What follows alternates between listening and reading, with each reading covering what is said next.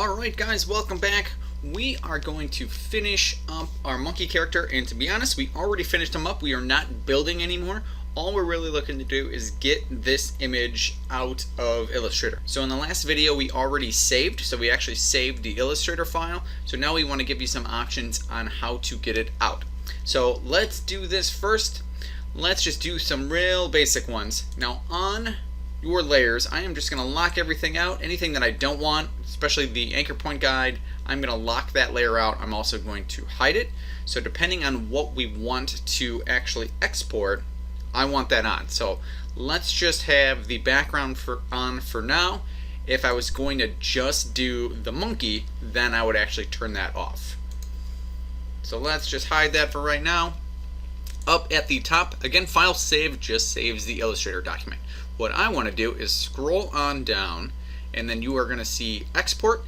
You might also see save for web. So some of this might look a little bit different depending on what version you have.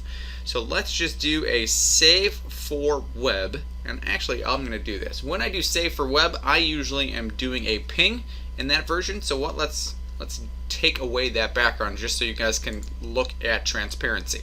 So again, file, export.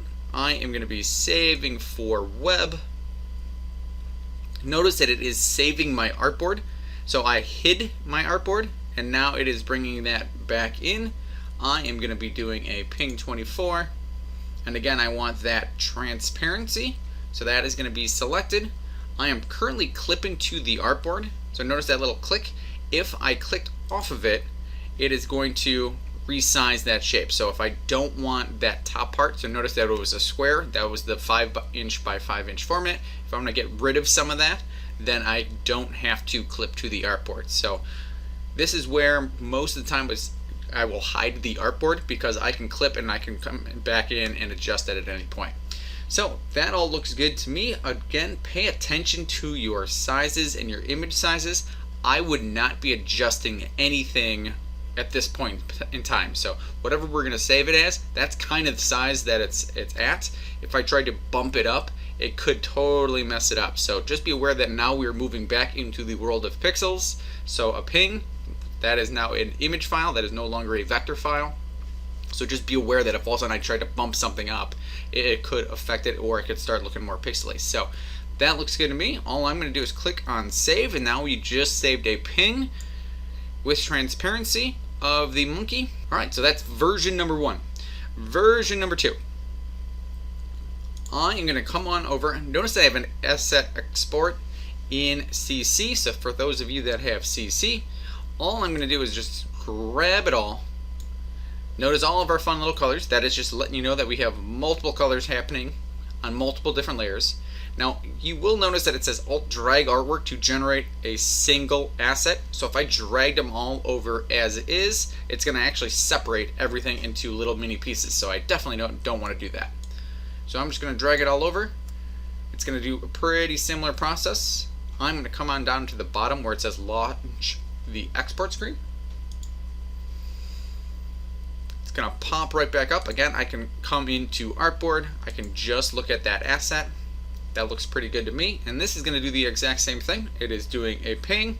It's keeping my PPA size that I did in the default. So that's going all the way back to our first video.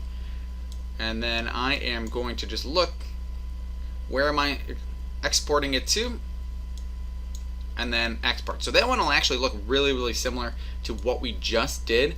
It's just in a different location. So on CC, the save for web is pretty much moved over to the asset export. So that is pretty much, those are the two that I really wanted to get to.